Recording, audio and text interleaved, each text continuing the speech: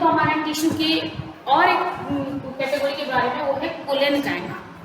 तो पहले तो हम लोग पढ़े थे पारेन्काइमा के बारे में। तो पारेन्काइमा तो मतलब सेंटर में रहता है और अपर पार्ट में रहता है।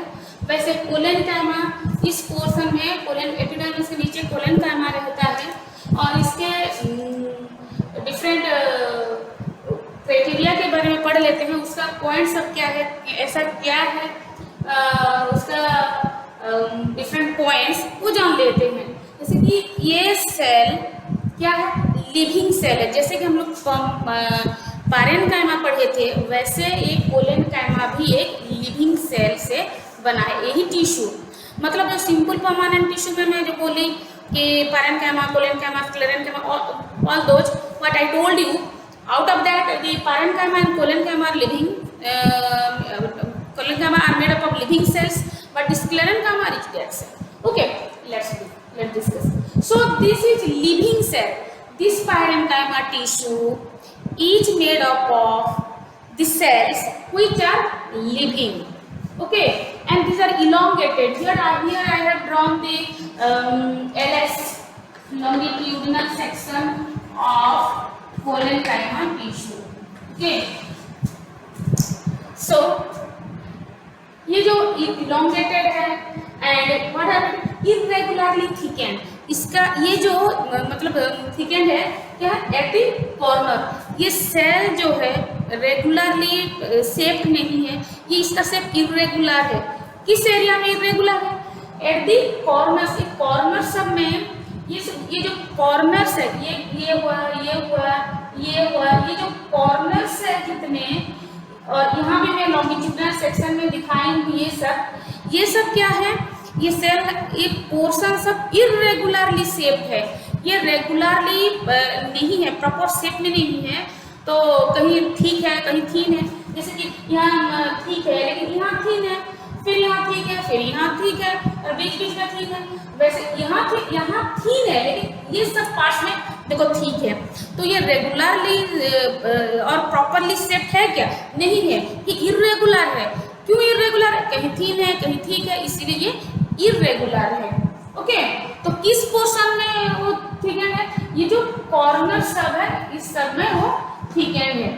एंड ये थिकेंड क्यों है, क्या डिपोजिटेड है उसमें सब केमिकल डिपोजिट है, जो कि जिसको तो बोलते हैं cellulose, hemicellulose and pectin से बना है, वही डिपोजिट है। That is deposited in the corners of the parenchyma tissue cells.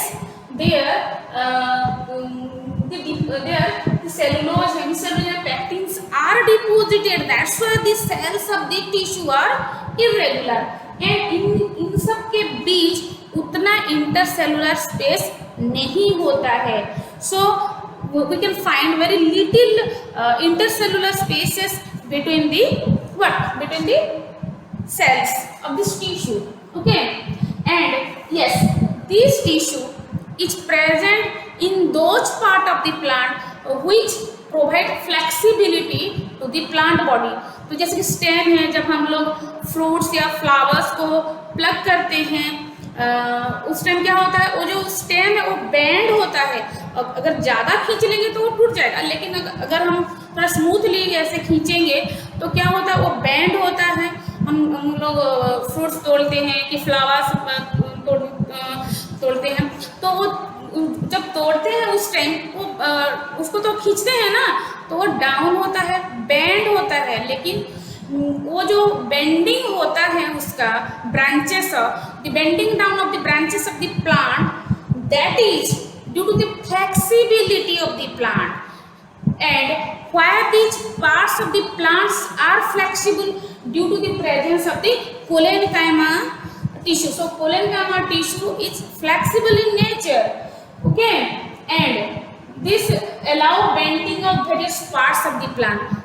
Just before I told you that this tissue, when it is present, that helps in the bending down of the parts where it is present. Okay, so where it is present, I told you about the stem now. Then it is present in the tendril. What is tendril? Let's know.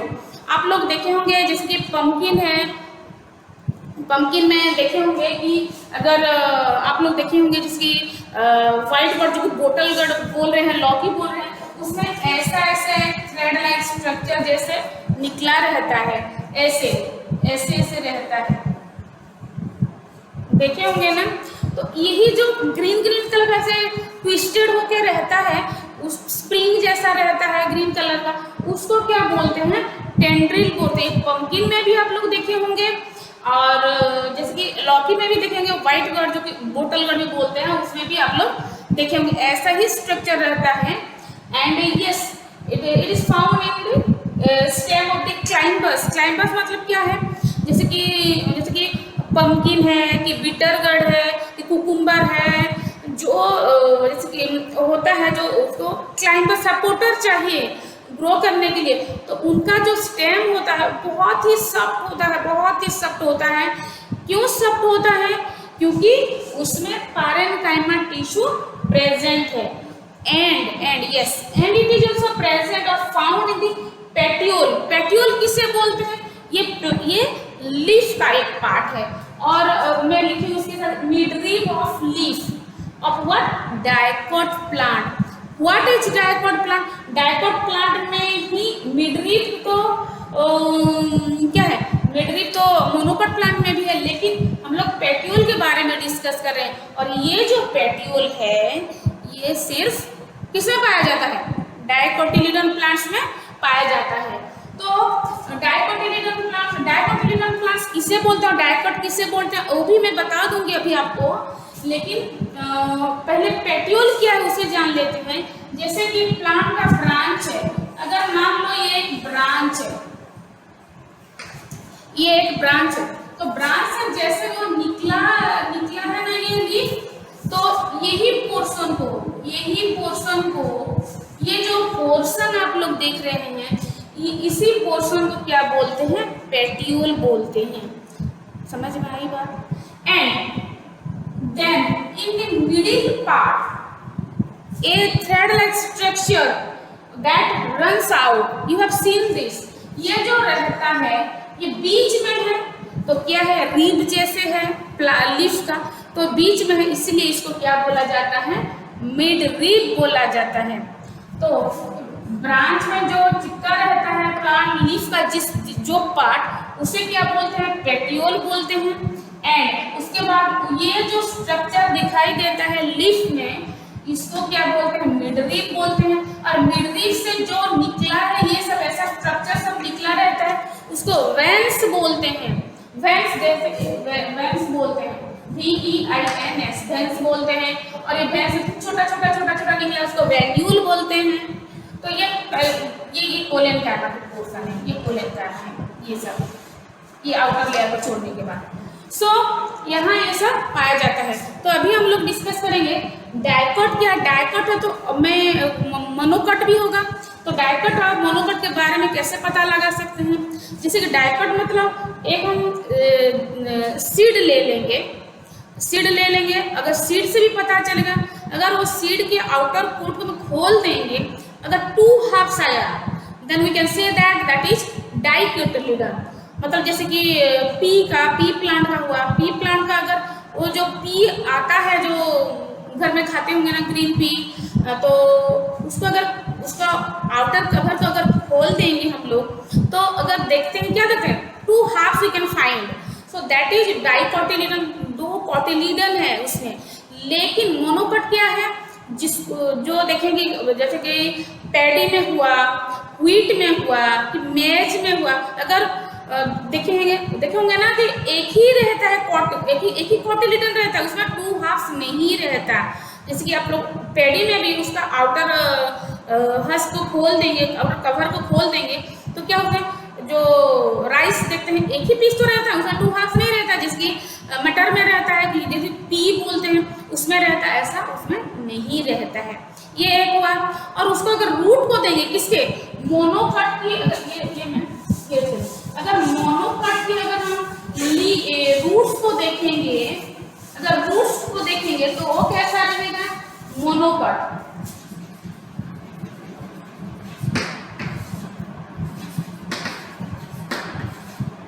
मोनोकट के root ऐसे रहता है, profuse ऐसे ऐसे रहता है, मतलब कोई छोटा कोई बड़ा ऐसा रहता है, लेकिन एक ही पॉइंट से सारे अराइज करते हैं। यहाँ से तो स्टेम निकलता है ना, तो स्टेम के जो एंड पॉइंट है वहां से जो रूट निकलता है, एक पर्टिकुलर एक मेन रूट नहीं रहता है, सारे ऐसे निकलते हैं, कोई छोटा कोई थोड़ा बड़ा रहता है, लेकिन एक ही पॉइंट से अराइज होता है। लेकिन डाइकट में क्या होता है, अगर ये स्टेम है तो ये मेन रूट होगा और यहाँ से रूट है ऐसा निकला रहता है। यहाँ एक मेन रूट रहता है और उसको टैप रूट भी बोलते हैं, लेकिन मोनोकट में ऐसा नहीं रहता। अगर किसी प्लांट का रूट को अगर हम लोग देख लेंगे, बस रूट को देखने से हम लोग पता लगा लेंगे कि ये मोनोकट है कि डाइकट है। अगर ऐसा रूट्स रहा, जैसे कि मैरीगोल्ड का हुआ, जैसे कि अगर आप लोग एक पैडी का रूट निकाल लेंगे, कि अगर जैसे ग्रासेस जो है कि मतलब शुगर कैन हुआ, मेज हुआ, उसको हम लोग अगर निकाल लेंगे उसका वो रूट ऐसा ही रहता है। तो हमको अगर हम कुछ नहीं देख पाएंगे प्लांट का, बस रूट देखेंगे, तब भी हम लोग को पता चल जाएगा कि ये मोनोकट है या डाइकट है, रूट से पता चल जाएगा, राइट। अगर हम एक लीफ को देखेंगे, अगर इसका लीफ क्या होता है, इसमें एक मेन मिडरीव होता है, जैसे कि इसमें है मिडरीव, लेकिन इसका भेन सब क्या है, मिडरीव से निकला है। लेकिन क्या होता है मोनोकट में, जो भेन सब है ये क्या है, ये मिडरीव के साथ पैरेलली मूव करते हैं, ये पैरेलल होता है। ये अगर मिडरीव है इसके साथ साथ ही जाते हैं पैरेलल, इसीलिए इसका अरेंजमेंट ये सब भेन है ना, ये सब भेन है। लेकिन इसमें क्या होता है, अगर ये लीफ है,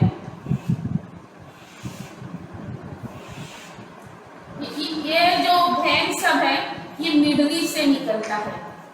तो अगर लीफ को भी हम लोग देखेंगे और कुछ नहीं देखना, बस लीफ देखेंगे, तभी हम लोग को पता चल जाएगा कि ये मोनोकट है या डाइकट प्लांट है।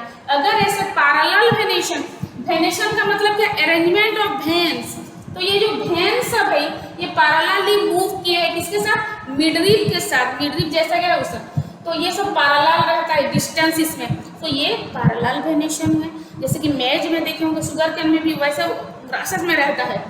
लेकिन जो डाइकट प्लांट है ऐसे वहाँ मिडरीव से वो भेन सब निकला रहता है, तो ये रेटिकुलेट वेनेशन है। आई बात समझ में। सीड के बारे में देखिए, अगर सीड को खोल देंगे, देखिए पी का हुआ, अगर ये पी का आउटर कवर को अगर हम खोल देंगे तो ऐसे 2 हाफ्स मिलेगा। लेकिन यहाँ अगर मेज को देखेंगे तो मेज तो ऐसा ही रहता है, एक ही पीस रहता है। So these are the differences of monocot and dicot. अगर आप लोग लीफ को भी देख लेंगे तो आपको पता चल जाएगा कि वो मोनोकॉट है कि डाइकट है। अगर हम लोग रूट को भी देख लेंगे तो पता चलेगा कि मोनोकॉट है कि डाइकट है। सो दिस हैपेंस अगर if we see the seed only, then also we can clearly say that yes, this is the monocot and this is the dicot. If someone will give me some seeds of maize, then I can say that this is definitely a monocot plant. This seeds belongs to a monocot plant. If I can see this type of leaf, then I can definitely say that these leaves comes from or belongs to the monocot plant or this type of roots also. When I can see, I can say that this roots also belongs to the monocot plant. But these are the structures of the dicot plant. Now I think you can confirm that what is monocot and dicot, how can you distinguish. So this is all about the Coleonchyma.